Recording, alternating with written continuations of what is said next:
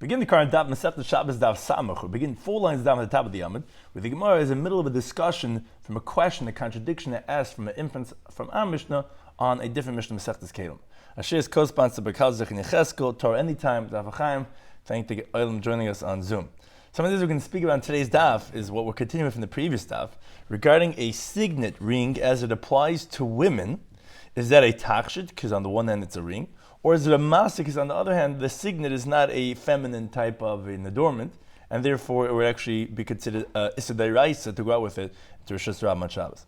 This we're going to discuss the other item of the Mishnah, in the kuva, a woman cannot go out with a needle that doesn't have a hole, which in the theme of our Mishnah said, sounds like that's only rabbinically a problem, that the Gemara is going to discuss exactly what is the utility of it, that it's really biblically okay, but rabbinically not okay. Then we continue with the next Mishnah, which discusses, we open up with B'mei Isha Yoytze, B'mei Isha in the Yoytze, then we're going to start talking about a man.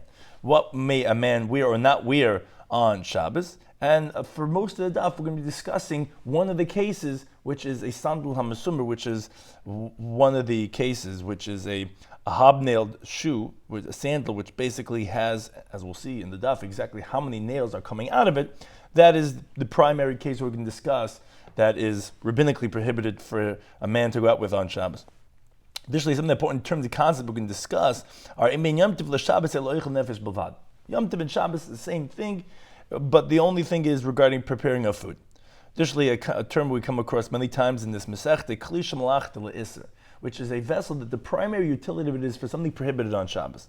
However, it still may be moved on Shabbos if you want to use it for a permitted function or for its place.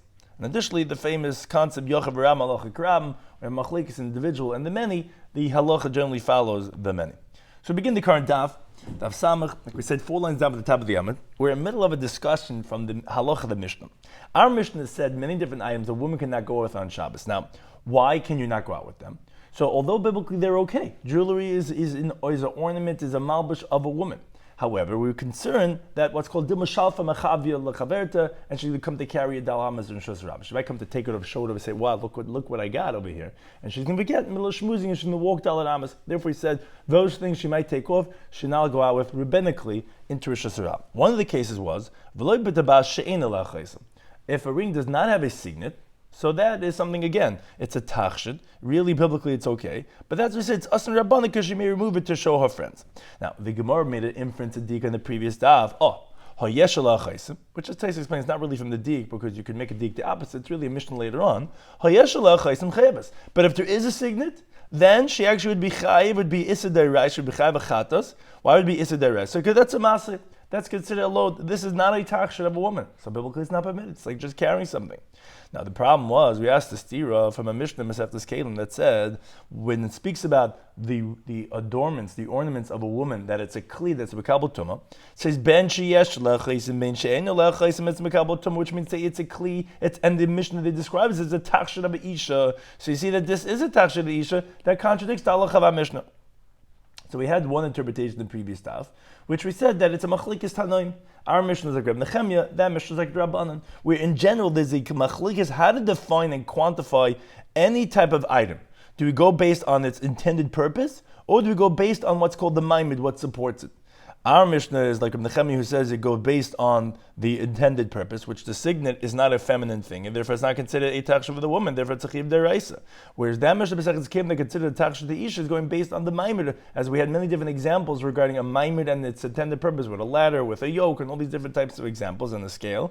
So therefore, they consider it as a takshid isha because it goes based on the ring. That was one interpretation. Now the Gemara continues with the second interpretation, Rava Amar. He says that actually Mishnah B'sechtes Kim that said that a ring is a takshid, whether there is a signet, whether there's not a signet, explains Rashi in Rava that that's not going on the reisha, meaning the opening of the Mishnah opened up as we quoted in the previous stuff. He said, Takshite nashim temeyim, and then it says ve'eluhin takshite nashim, and it goes through the adornments of the woman. That's not going on where it talks about takshite nashim. Rather, one of them are a takshid of a man. One of them is a takshid of a isha, and that's what's known, we find many times in Shas, the term called tztadim ketani, that it's to the sides, meaning it's not unilateral, it depends. One is yes, one is not. Meaning, yesh alachaisim, if it has a signet, that's takshid the ish. That's an adornment, that's an ornament of a man. And yeah, that's why it's a kli, and that's why it's mekabel tumah. If there's no signet, then tachshid isha. Then actually it's an adornment of a woman. In other words, according to everyone, yes, not only the Tana of our Mishnah, if there is a chaisim, then it's not considered a tachshid of a woman. It's a tachshid ish. So if a woman goes out with a tabash yesh la chaisim, yes, everyone would agree that should be chayav achatas. That Mishnah says yesh la chaisim, it's a tachshid. But it's not a tachshid denashim. When it says there in that Mishnah, with tachshita denashim, they're specifically going on when there's no chaysim. When there is a chaysim, yes, mekabel tumah, but not because of tachshita deisha, it's because it's an ornament of a man. That was one interpretation. Rav Nachman Yitzchak gives the third resolution. And he says it in the way of rhetorical. He says, what, tumah a Shabbos karamas? What, are you opposing contradiction of tumah on Shabbos? Our Mishnah is discussing laws of Shabbos as they relate to a ring that has a signet regarding carrying. That Mishnah is discussing regarding the laws of tumah, which, as Tais comes to explain, what he's coming to say different than what Rava just said, is that it says, no, even out the reason of saying, to give an answer, to say that, because of tachshid the ish, it's going to be tamei. He says, no, he has a different reason to resolve it. You don't have to come on to say, that's tachshid the ish. No, you don't have to say, you can say it's even tachshid the isha. But he explains, tumah, we learn out from the pasuk in Bamidbar that says, kli maisa amrachman. The Torah tells you, what is a kli that's mekabel tumah? It's a fashioned vessel. Now, v'klihu, this ring with the chaisim, it is a vessel, as Rashi explains Rab Nachman Yitzchak too. He says this, that the Mishnah Masechtas Kelim says, that a ring, whether it has a signet or it doesn't have a signet, that's not going back on the reisha that we call tachshite nashim. Rather, what the Mishnah is saying is that the ring that we said that becomes tamei, yeah, that's going to be whether it has a chaisim or not, but for different reasons. Whether it has a signet is not because it's an ornament. You're right, it's not, like our Mishnah says, it's not a tachshit of the nashim. But it will be makabel tumah because it's a kli ma'isa, it's a vessel that has utility. Now, whether it doesn't have a chaisim, because that is a tachshit of a woman. So therefore, when it says in the Reisha tachshit nashim, it was going on the case of a she'ena la chaisim. So therefore, yes, kli ma'isa rachmana, and it's a kli. A signet ring is still a kli, and therefore it's going to be makabel tumah. But Shabbos, how are you asking that on the laws of Shabbos of our Mishnah? The Torah tells you what is the qualification of the prohibition of carrying on Shabbos. If it's a load, if it's not considered a clothing, if it's not considered a tachshid. So if there's no signet, so then yes, that's a tachshid, that's an adornment of a woman. If there is a signet, then masui, then it's considered a load because it's not considered a tachshid for the woman. So as Tais explains, he says really comes out both according to these two interpretations, in contrast to the first one from the previous daf.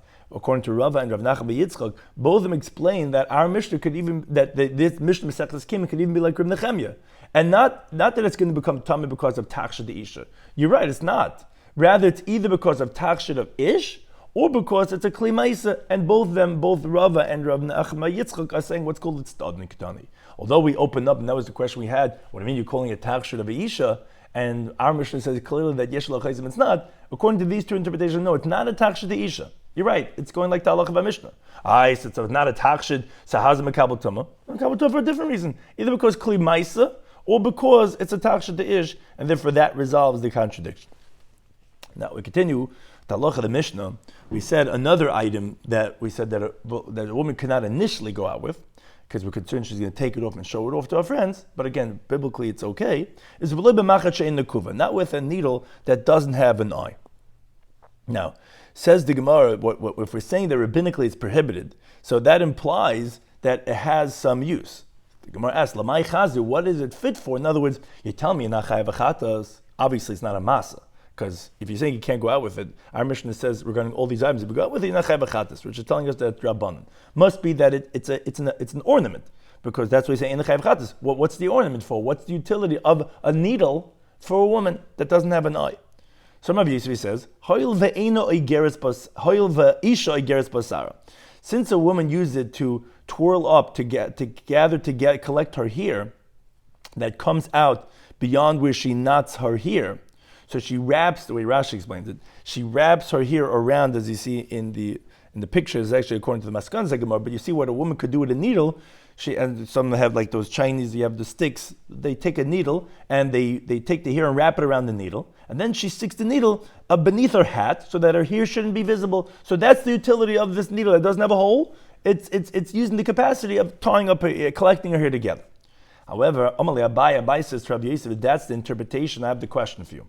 But to have a kibiris, then this needle without an eye should be like biris, which we learn in the Mishnah later on of Samach Gimel Amud Aleph, that says this biris, which is a garter, is tahira from having the halachas of Tumah, and one could go. It has two halachas related to it. Taisa explains how it's actually inherent for what the Gemara is talking about over here, but we'll go with Rashi's approach that two separate elements. One is that this biris, which is some type of a band that's used for her thighs, meaning she has stockings. The problem is the stockings might fall down. So they made these biris, as we'll explain later on that daf, that it's like some type of a ring that it's on top of the stockings, tight that the stockings don't fall down. So the Mishnah says that it's tahira from being metame, and one could go out with it on Shabbos. So on that asabaya, this needle, the way you're describing it, should be like the garter ring. And tahira, which again, according to Rashi, is just an unrelated idea, that the needle should be tahar. Why? Because it's not a takshit in its own right, the way you're describing it right now. It's only a tashmish of the stockings. It's a function in assisting the stockings, and this is what we're describing first with the biris, which is what's called tabas hakelim. We already explained in the previous daf on Daf Bezim and Aleph that tabais of kelim, if it's not assisting a human being, if it's just a function of assisting a vessel, that it's going to be tar. So therefore the biris, that ring on top of the stockings, is tar. Additionally, when it says over there, the yotzim, but you go out with it on Shabbos, why could you go out with it on Shabbos? Because you need it for the stockings. So it's not a maso, it's not carrying something. The woman needs her stockings would fall down. She needs the ring to hold it up. Moreover, the reason why she could go out with it is because since the purpose of the garter ring is made for modesty, she's not going to take it off and come to show it off. Things that are generally modesty, a woman keeps it discreet. And that's why we say later on, as we'll explain that when we get to that daf, that this biris, this garter is tahar, because it's tabas hakelim. And you're permitted to go out with it on Shabbos. So and that's what Abai asked Rabbi Yosef, according to your interpretation of what this needle is, v'tishteri, not only that it should be biblically permitted, it should even be rabbinically, it should be permitted for the woman to go out with it even initially. Why? Because this needle too is not a maser. You're telling me she has a function that she's using it for, which is to gather her hair. And it's also for modesty, because the hair of a woman is erva. It's forbidden for a woman to uncover. And therefore she's not going to come to take it out and to show off her needle. So why are you telling me that, okay, it has a function? That's why biblically it's not problematic. Rabbinically it is, because why is rabbinically prohibited? That's what Abai is asking him. You should be able to go out l'ketchila if it's a tool of modesty. She doesn't take it off and show it off.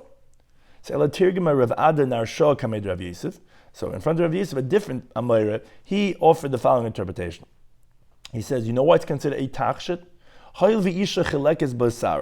What the woman does with the needle is that she uses it to separate, to part her hair on either side, in the middle of her head. If that's the picture, if that's what it's supposed to look like, it would look like it's going through her head. But it's supposed to go through and separate her hair. So therefore, that's the functionality that it has. So it's not for modesty purposes. And therefore, she might come to take it off and show it off. But it does have function, therefore it's not a massive. So that says the Gemara, fine, but Shabbos la maichazia. But on Shabbos, she doesn't split her hair, which the Mefarshim are very busy, and that's why Taisa disagrees with Rashi, trying to figure out why does a woman not split her hair, either she just technically doesn't or it's forbidden to. But the point is, that's how Rashi explains the Gemara, that she's not going to split her hair on Shabbos. So then again, we're back to the question. On Shabbos, it should be a masli. What type of function does a needle have on Shabbos? She's not using it to part her hair. So my Rava, he says, you're right. Tas shel zav yesh la reishel.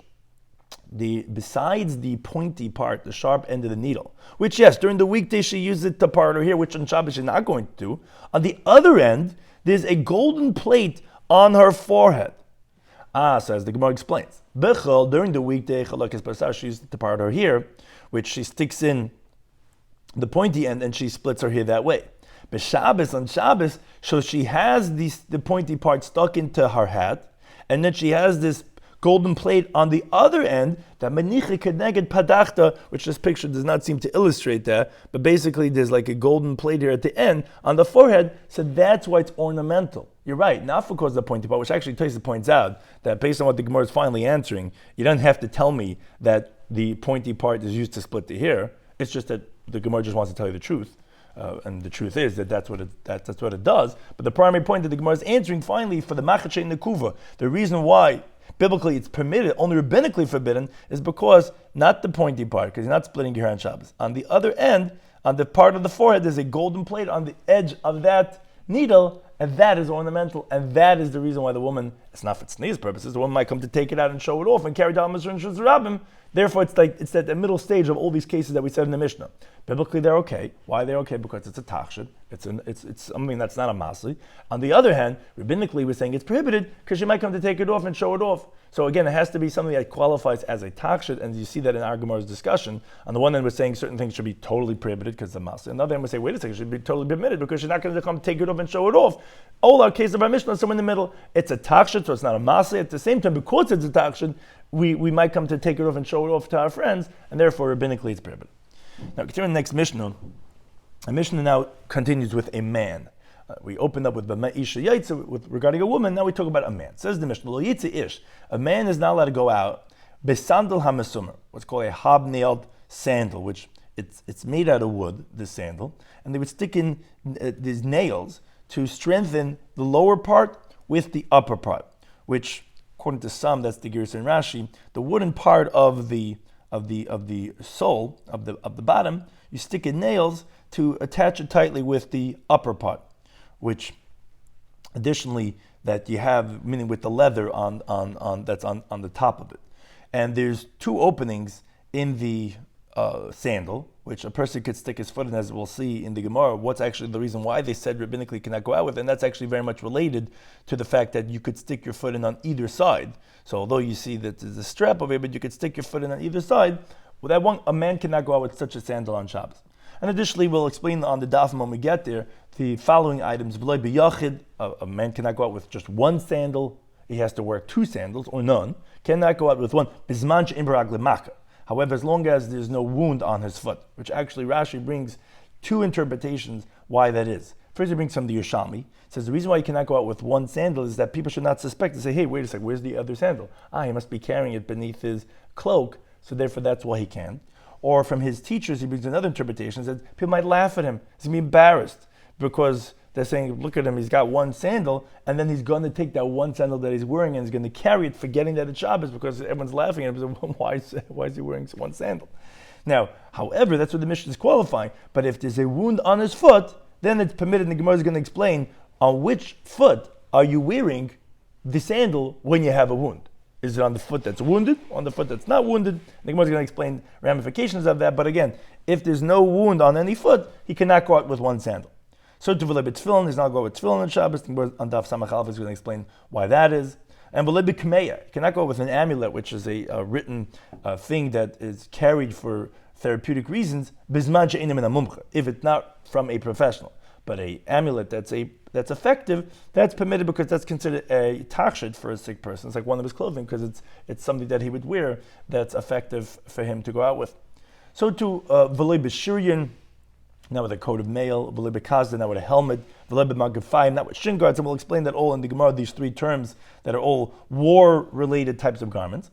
Now, regarding all the things we mentioned in our Mishnah, which is similar to the theme of the previous Mishnah regarding a woman, v'im yatsa, if the man goes out with these things, ein chayav chatzis. He's not chayav chatzis, because really the truth is all these things that we discussed are types of garments which during the weekday, or he wears for wartime, and therefore they really are considered malbushim. So biblically it's okay, but we'll see why rabbinically it is prohibited, just like we said regarding the case of the woman. We weren't talking about maser, we're talking about what's really a malbush for, like a tachshid, but we said rabbinically it's prohibited. We'll see why rabbinically it's prohibited by the man.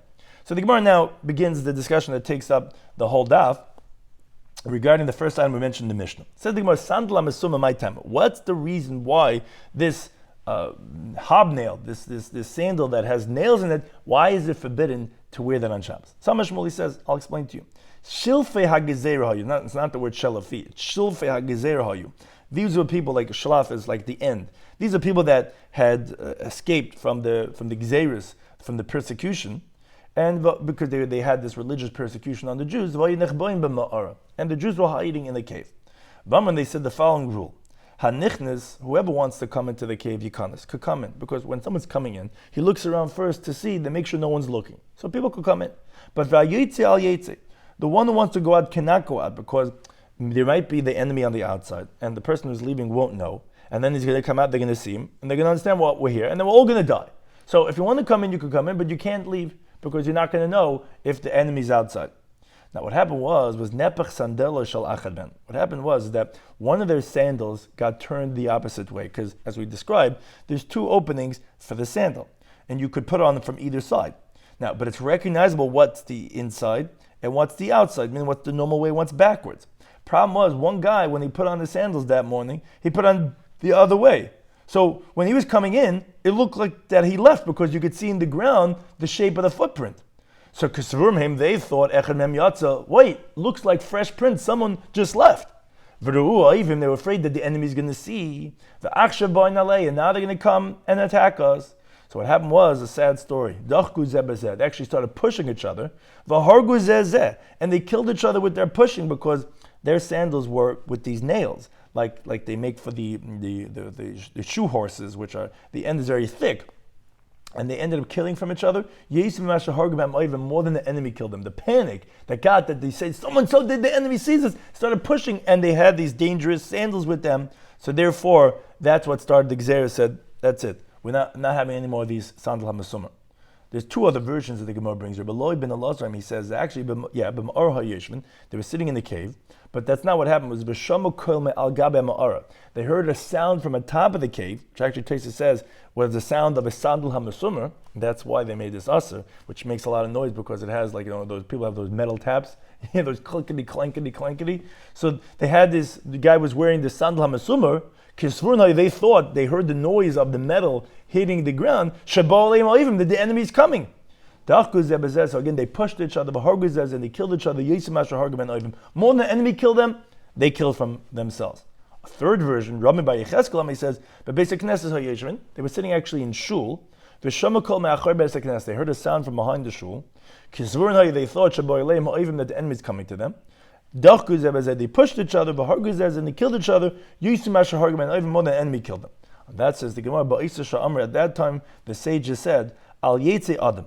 A man is not allowed to go out on Shabbos, as we're going to explain shortly that this story happened on Shabbos, and therefore, as we find many times in the Gezeros of Chazal, that they made it forbidden specifically around the event that it happened. So a man's not allowed to go out on Shabbos, but sandal hamasumah with his hobnailed sandal. And that says the Gemara, if that's the case, what do you mean? Before the Gemara is going to explain this, it sounds like just in general that this was an event that happened. So on the weekday also should be forbidden. Why are you saying only on Shabbos you can't go out sandal hamasumah? So the Gemara, as we explained before, the story that happened with Shabbos. It happened on Shabbos, therefore they made the Gzeira on Shabbos. So the Gemara, wait a second, if that's the case, but Yom Tov Lishtri, then the Yom Tov should be permitted to go out with the sandal hamasumah. Alom Etznan, why do you learn the Mishnah Masechtas Be'ez? We continue Domid Beis. The Mishnah says that Mishalchin Kelim B'Yom Tov. One is allowed to send garments on Yom Tov as a gift, being tefurin, whether if they're stitched, being she'ein tefurin, whether they're not stitched.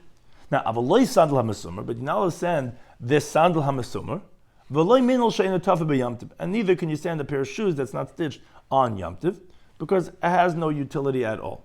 So you see, the two cases that say you cannot send is a sandal hamasumah.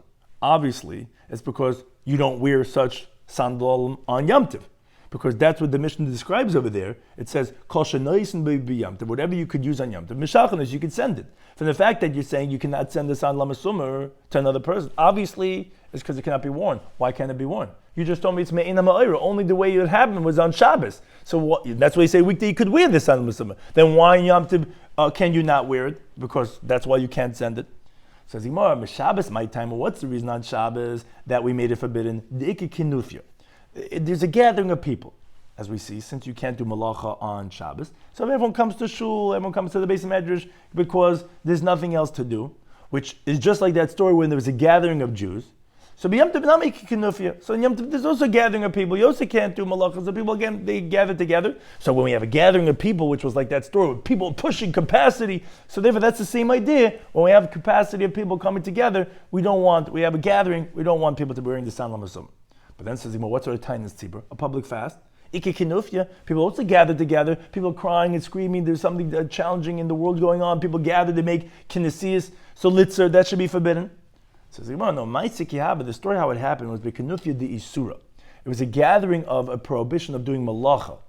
Hacha, over here by the time is tzibur, the public fast, kinufya de terhab. Yes, it's a gathering of people, but when you're permitted to do malacha. We made it specifically by a gathering that's forbidden to be done.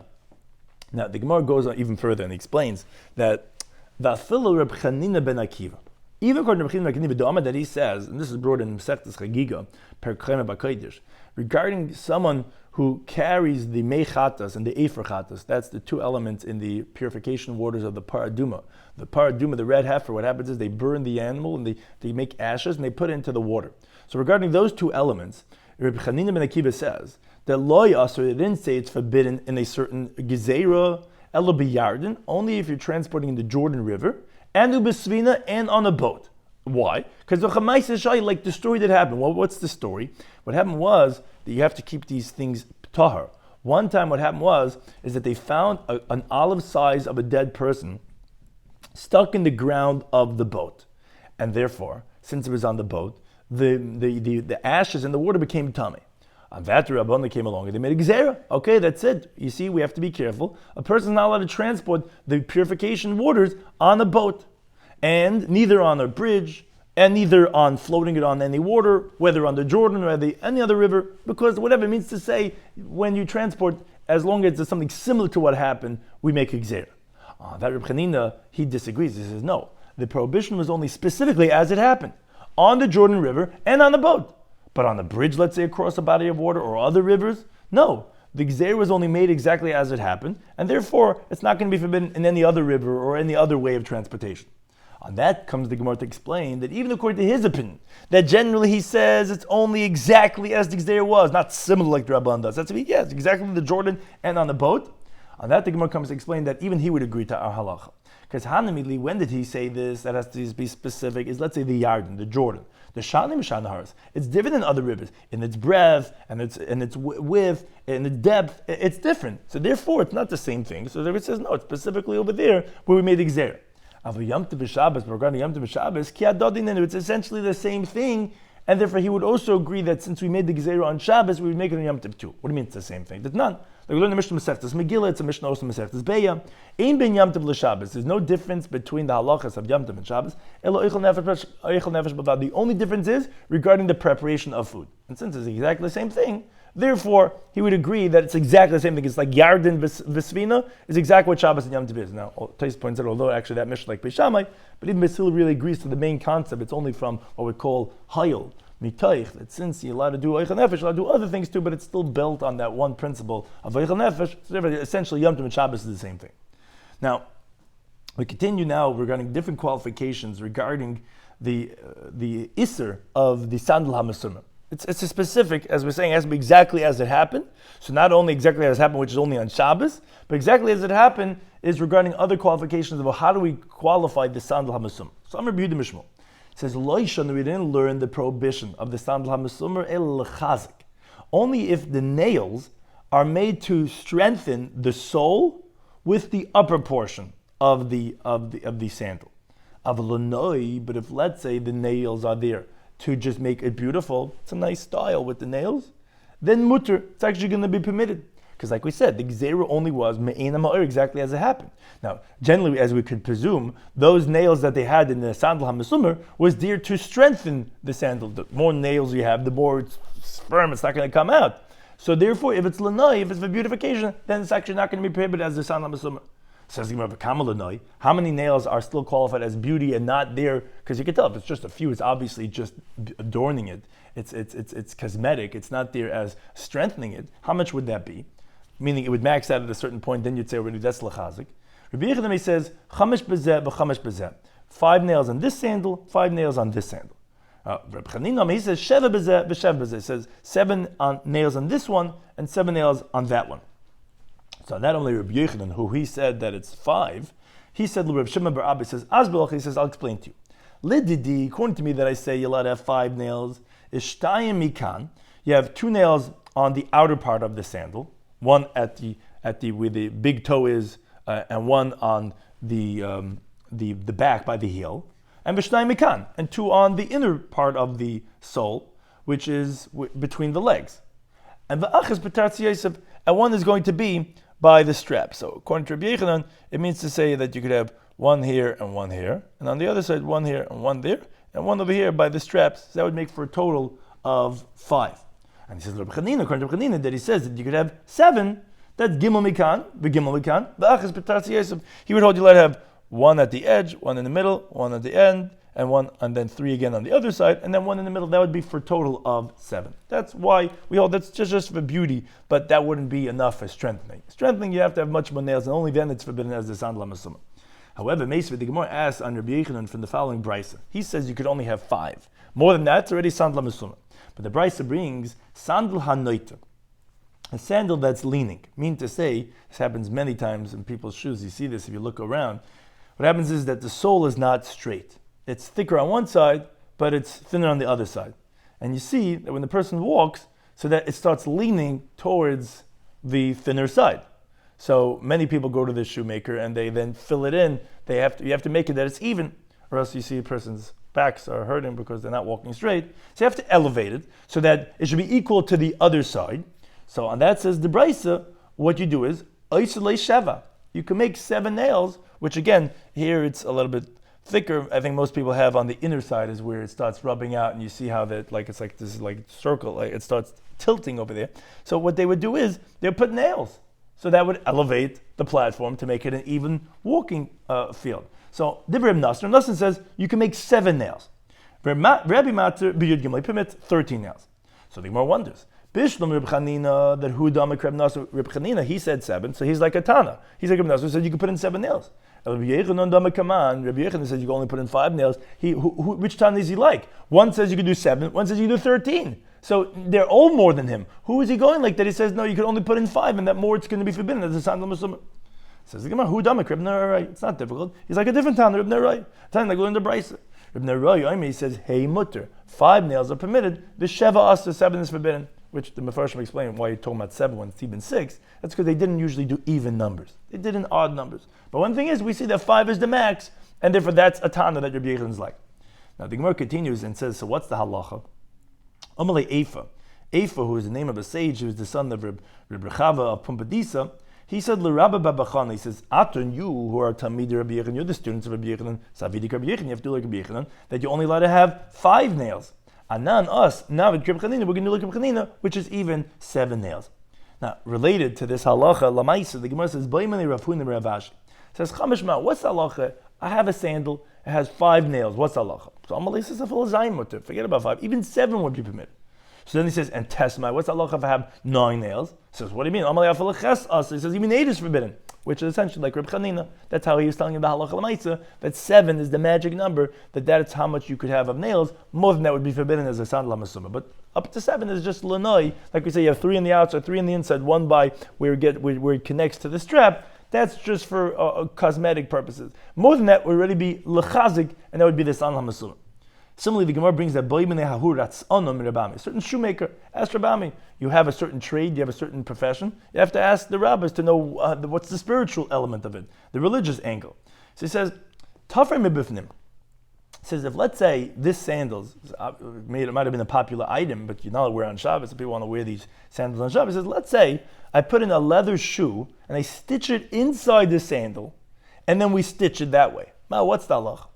So on that Amalei, so he said, look, I heard from Rabbi Yochanan that it's mutter, that's permitted, that you're allowed to go ahead and strengthen it with nails on the outside. But he says, I don't know why, because if it would seemingly violate the laws of Sandal HaMesummer, when you have like these 50 nails sticking out, that definitely lechazik.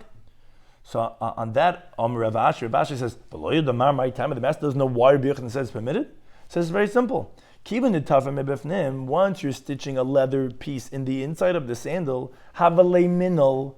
So that's already going to make it into a minol, into a shoe. The sandal goes over Rabban. The gzer was only, like we said, exactly as it was by a sandal. But minol goes over Rabban, but by shoe, the Rabban did not make such a gzer, and therefore, again, it's not the way it normally was. Just like we said by lenoi, it's not a problem because it's not lechazik. So to taf mevnim is they only made the gzer by sandal and they didn't make it by minol. So the Gemara continues on a related type of discussion. Says, what's if asoi? Let's say if they made the nails in an interesting way. Generally, nails is a pointy thing, and you hammer it in. Go to the shoemaker, you see they take that small little nails and bang it in. Let's say you make the nails come in kalbas, like tongs. Meaning, what you do is the 2 edges of the nail are both pointy, and they're bent over, and you actually stick in the 2 ends into the wood.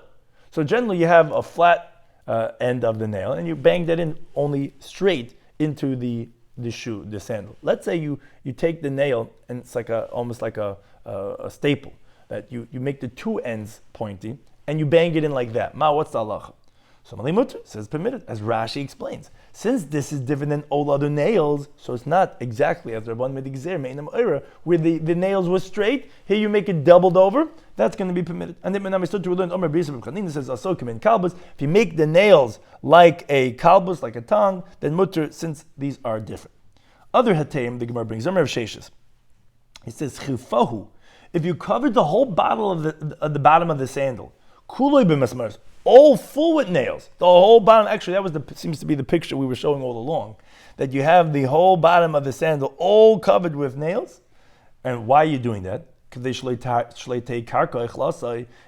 times, the floor was earth, and it would eat away at the sandal. So you're making the whole thing metallic. You have this whole thing full of nails that it shouldn't consume it. So mutter, that's going to be permitted. Again, the same thing, because that was not the way, obviously, they did it, because no one has the whole thing full of nails. If you do it that way, it's also going to be permitted.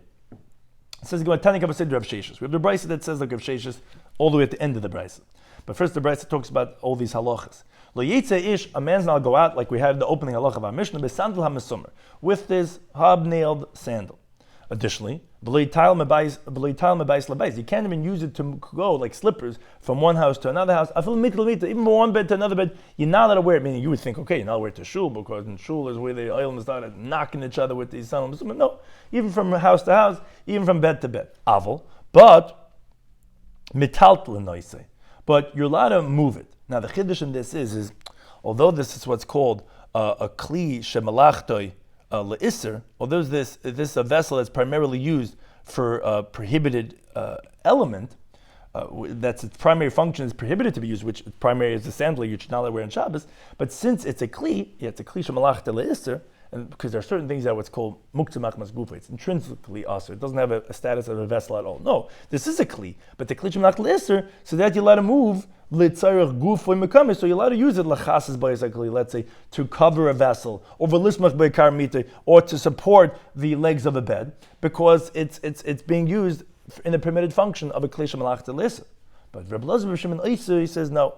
As Taisa explains, we're more stringent because of this gezerah, and the way Rashi says it, that we're concerned that no, you might come to put it on. So he holds that you're not allowed to wear it at all, you're not allowed to move it even, because we're concerned if we let you move it, although generally klish machlis yiladu, but he holds no, you might come to put it on. Now, continues the brisa that nashru roiv mimas mereisav.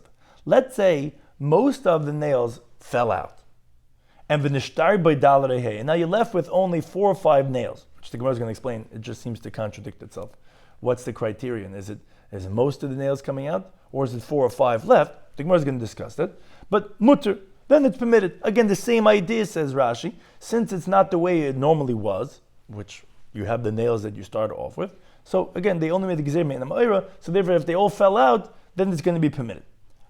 That's 4 or 5 according to Tanna Kama. Rebbe permits it even if there's up to 7. Up to 7 is also going to be okay. It's still l'noi. It's still not the way it normally was, the way they made the gezerah. It's going to be permitted. Similarly, chifo ba'or malmat, and this is the halacha why. No, this is a different halacha. Chifo ba'or malmat. Let's say you cover the bottom of the sandal with leather, but cover the mismaris milmala, and you make the nails on the top, which means basically an inverted shoe.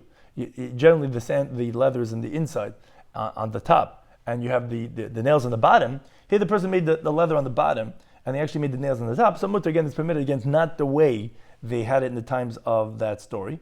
Now, so too, let's say another heter is also, let's say you make the top of the nail, you make it kimin kalbas, like tongs. So like we said, that's also going to be permitted, because that's a normal way of having the nails. Or if you make it wide, kimin tas, like a plate. Again, that's not the way of the top of the nail normally to be. Or let's say you make it pointy, kimin yesed, like a steak. Again, that's not the normal way of having a nail. That's also going to be permitted. And this is the halacha that we're bringing to support Rav Sheshes. Or if you totally make the whole bottom full with nails, that the ground should not consume it, mutter can be permitted to go out with it. Again, all of these are different examples of why it's not exactly like the way they made it in the time of that story. But the Gemara goes back to something that we alluded to earlier. Hagufa kasha is an internal contradiction in this brisa. Amr, first you said nashru roiv masmaresab. You said that if most of the nails fell out, avagav the nishtar betuva, which seems to indicate even if there's many nails still left, as long as most fell out. So as long as a minority is left, but let's say you start off with 1,000, and let's say you're left with 100, so okay, most fell out, so it sounds like that would be okay. Problem is, v'hadutani, then you say the next words, arba chamesh, 4 or 5. That's okay, but tfei loy sounds like not more, so I don't understand. Is it the criterion that most fell out, or is it the criterion that only 4 or 5? So Rav Sheshes says, like that's not difficult. They're talking about different cases. They're both talking about where, quote, it fell out, but in a different way. Kan shenigmamu. The first case is talking about where they didn't totally fall out. What happened was that they got rubbed out on the top, but you could still tell on the inside the wood that you could recognize that the nails are still there somewhat. So then, yes, even if there's 100 nails, since it's recognizable that's not the way it normally was made, therefore it's going to be permitted, because that's not how it started off. So it's not exactly as the San Hamasuma was in the time of the sages. Kan shenekru. When did we say that you max out at 4 or 5? It's talking about where it's not recognizable at all, that they were there at all. They fell out totally. So you can't even tell that you ever had those taps. You can never tell that you had those nails inside. So then you max out, like we said, 4 or 5. More than that already looks like lechazik, which would be like the case of how they had in the sages. So yeah, when we're talking about that fell out, it depends. There's different cases of falling out. One falls out totally, so then it looks like it just has to start off. So then 4 or 5 is the max. When it just got worn up, but you could tell the reishim in the wood itself. So then again, as long as you could tell that most of them got rubbed out, and now you only have a few that are left, so then it's not the way it was in the times of that story. Therefore, there it's going to be permitted. Now the thing is, the Gemara asks on the second case. We just split it up into 2 different cases. You said arba chamish. If let's say they all fell out totally, you can't even tell that they were ever in there before, and now you left with 4 or 5, then we said it's mutter, then we said permitted. But actually more than that, even though majority fell out and this would be the minority, no, you maxed out at 4 or 5 because you can't even tell that you had any other ones. The problem is, why are you saying if there's 4 or 5 nails it's going to be permitted? Hashta chamashari, if you're telling me 5 is permitted, do I have to tell you 4? I'm telling you 5 is okay. So obviously 4. So actually Taisus says it's interesting because he says sometimes you find that Shas, the Gemara asks that question. And sometimes you see that they don't ask such a question. Like for example, Rabbi Yehuda in the beginning of Masechet Sukkah, that he says, the Tanakhama says it max out at 20 amas. Schach cannot be higher than that. He says, no, even 40, 50 amas. Why doesn't the Gemara ask over there, if you tell me 50, why don't you say 40? So the Ri gives an important categorization. He says, wherever it's obvious that we're coming to tell you as much as you want, like Rabbi Yehuda, it doesn't max out at 50 amas. It could be 100 amas. He doesn't care that you have to be able to see it. So then we don't ask the question about, if you told me 50, then even 40. But like in our case, where it's obvious it's maxing out at 5, so then why are you saying 4? Then just say 5. So then Rav Chizdi says, you're right. If I tell you 5, you could have for sure 4, you could have, but actually talking about 2 different cases. When I tell you Arba that you could have the max 4 nails, that's misandal cotton from a small sandal. Yeah, there the max is 4. When I tell you v'chamish 5 is misandal gadol from a large sandal. So when I say 4, 5 is because depending on the status of the sandal, how big it is, it's going to max out at either 4 or 5. Now we quote in the previous brisa that it says v'rebi matra ad sheva.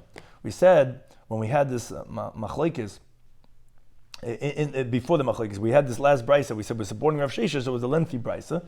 So when we're talking about how many nails, what type of nails, and all these different heterim, so we said v'rebi matra ad sheva. Tanakhama says that regarding this case of how many nails fell out. So we said, and we just explained this, 4 or 5. And Rebbe Mata Chevi says, no, up until 7 is permitted.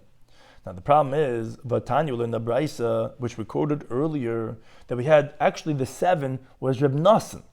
We quoted the Rebbe Mata Shleish Esrei. He permits they can have up until 13 nails. So we have a contradiction over here. What does Rebbe permit? Earlier Braisa, it was Reb Nassan who said 7. Rebbe had said 13. Actually, that's why we asked him Rabbi Yechanan from that he said only 5. And here in this Braisa we're quoting over here, the Tanakhama says 4 or 5, and Rebbe says up until 7. Says the Gemara Noite Shani. When the shoe is leaning, is different. Meaning we described that case over there where the guy's sole is starting to get rubbed out, and they're adding all these nails to even it out. There, you need the nails to even out the sole. They're not there to strengthen the shoe. As we said, the qualification for the San Lamasuma that it's forbidden is as it was in the times of that story of in the Talmudic era, which was that they were lachazik, it was there to strengthen the shoe. That wasn't to strengthen the shoe, that was just to even it out. Therefore, it's not maxed out at 7, therefore the max out is at 13. Says the Gemara, hashdas lahachi, now that you came to that answer, and you're saying why it's not a contradiction in Rebbe between when he says 7 and when he says 13, because you differentiated between if the shoe is leaning or not. So then Rabbi Yechanan, according to Rabbi Yechanan, you originally asked that he said it maxes out at 7, and the Gemara asked who you like. There was 2 opinions. It was Reb Nosson and Rabbi. Reb Nosson said 7 and Rabbi said 13. So says the Gemara, Namar Kasha. Now it's not difficult on Rabbi Yechanan. You could also answer that actually not like the Gemara. The Gemara says, we have a different Tana Reb Neroi. No, you could even say like that Brisa that he holds like Reb Nosson who says this 7. Because Noit Tishani, when the shoe is tilting, is different. Yes, the Rabbi Yechanan would agree that you could do it up until 7, but when it's not tilting, then maybe Reb Nosson would say like him that you could only have 5 and not more than that. Now, halacha, the Gemara brings an Amr of Masna, some say Amr of Achtabai Bar Masna, that Amr of Masna, in halacha, Rabbi Elazar Reb Shimon. The halacha does not follow like Rabbi Elazar Reb Shimon, that he says you're not allowed to go ahead and move the sandal hamasuma. Rather, we rule like this, like the Tanna Kama, that you're allowed to move it, like we said, like a classic Klisham Lach L'Isra, you're allowed to move it, let's say Guf Makam. Says Pshita, obviously.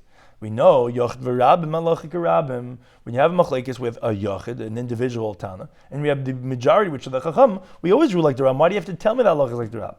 Says Imam Ma'od, why would you say Mistaber time and Rabbi Elazar Reb Shimon Baha? No, that his reasoning is logical. Yeah, of course we're going to say you're not allowed to move it, because if we let you move it, you might come to just slip your feet in over there. So we don't want you touching it at all. That's why we have to say that no, even though his reasoning is logical, we don't rule like him, we rule like the majority, that of the Chacham. Now, regarding the permissibility of how many nails you're allowed to have, which we said it's only if it's l'chazik, if it's to strengthen. If it's just like l'noi, cosmetic, then we say it's still permitted. So on that Amar B'chia, we had other numbers till now. We had 5, we had 7, we had 13 possibly. We had certain numbers, how many nails you're allowed to have until it reaches the category when, no, this is strengthening the sandal, then it's forbidden, that's the San Mazumar.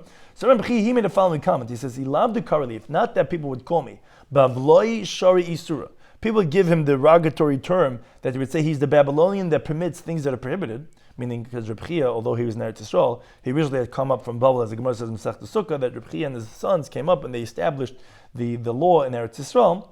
So if not for that, they would call me the Babylonian who permits forbidden things. Sharina B'Tuva says, I would permit even more than all these opinions that we're quoting up until now of how many nails are going to be permitted, because it's not considered, he held, a sandla masuba until it really has a lot of nails. Up until that's not really strengthening it. And Vakama, how many nails would he permit?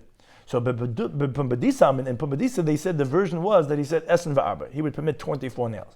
Besura Amin and Surah, he said Esen v'tartan, 22 nails. So now Rav Nachman Yitzchak says B'semonech, and the manik to recall the differences of opinions, what Reb Chia says he would have permitted, was Ad Asa, until Reb Chia came, Pumbedisa l'Surah. From Pumbedisa to Surah, meaning when he went and he came and he did Aliyah from Babel to Eretz Yisrael, he started from Pumbedisa, and on the way, he passed Surah on his way to Eretz Yisrael.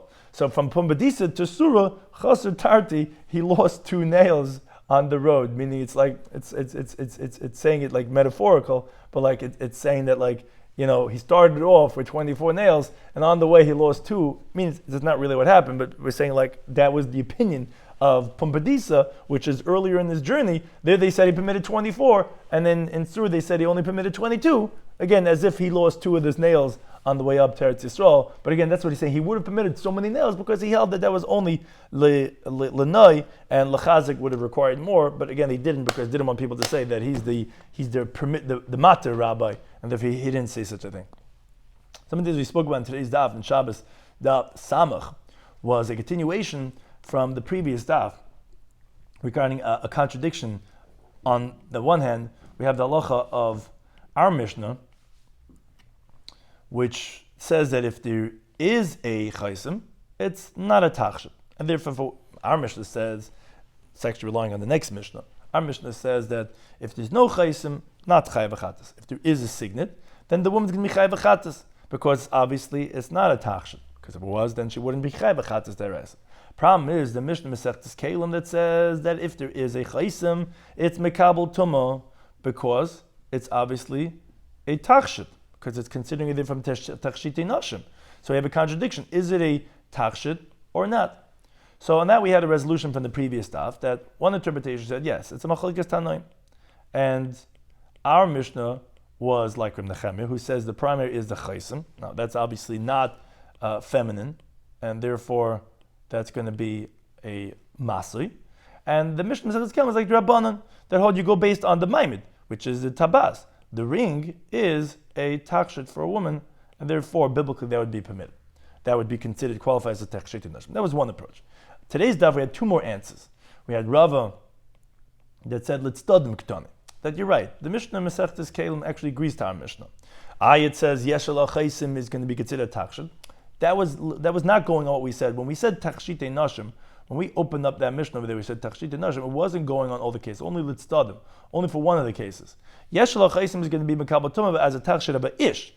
Ein aleh Chaisim. That's the case of a takshit the ish. Third approach we said was what? You're asking tumah on Shabbos. Those are different types of qualifications. By Tumah in the Mishnah Masechtes Kelim, what qualifies it as that Kamim Mekabel Tumah is what the pasuk says, Kli Maisa. And if it has a Chaisim, it's Kamim Mekabel Tumah. You're right, not because it's a Takshit. It's not a Takshit, but simply because it's a Kli Maisa. It's a vessel. Whereas on Shabbos, the qualification is regarding Masai. And you're right, it's not a Takshit, as that Mishnah agrees to that, it's not a Takshit. But and that's why we're saying that's going to be chayiv for Shabbos, a chayiv chatas, because the Masa, so therefore that Mishnah doesn't contradict our Mishnah at all. And again, on the sense, it's also litstadnik dani as Teis explained. Then we continue to halacha the Mishnah. We said that a woman cannot go out with a machad she'ein nekuva that does not have the eye of a needle. So that the Gemara asks that wait a second, lamai chazia, meaning it has to be on some level as a tachshid, because or else it would be a chayiv chatas, it would be a masu. Says the Gemara, no. First, the Gemara rejects it cannot be because that she gathers her hair, because then, and the way Rashi interprets it, should be like the biris, the garter, which is for modesty purposes, and then, so therefore it's tar because it's considered as a tabas of kelim. But the primary thing is that it should be permitted, and actually even likatchila, because, and it shouldn't be isur b'drabana, because for modesty purposes, she's not going to take it off and show it off to other people. So then why would it be forbidden?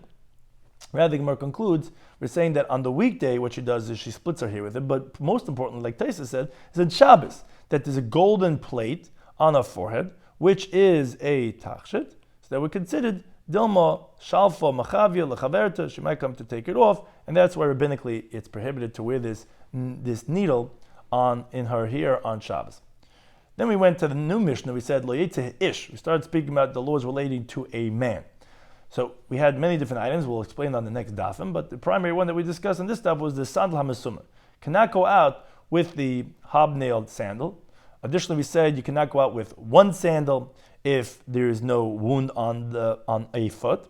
Can't go out with tefillin. Can't go out with a kameh that's not from professional, meaning that's not known to be effective, and other war types of clothing, which are shiur and kazdim, megafayim. We'll explain in the Gemara what they are.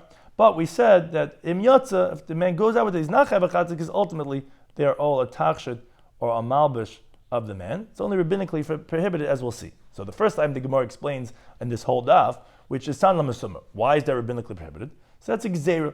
It's a rabbinic decree, which, as important was, we said specifically me'ena ma'ir. What happened was, there was three different versions of this story, which basically was that they had this sandal hamesumah, which it's a dangerous type of a sandal, but moreover it could be worn two ways.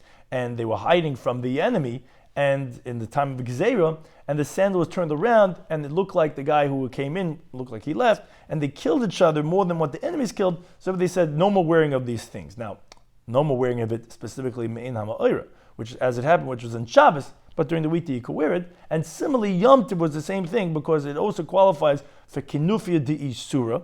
It's a gathering of prohibited to do malacha, in contrast to its tainus tzibur. Now, moreover, even according to the mandam that generally holds that specifically as the thing happened, which is as to be in the Yarden and the Sfina, he would agree over here in this halacha that Yom Tov and Shabbos essentially are the same exact thing, and therefore he would agree that the Gezei would apply to Yom Tov too. As we said, I'll send the Salam Masumah to someone on Yom Tov because it's only something that he could utilize, and he can't utilize it because it's forbidden to be worn on Yom Tov too.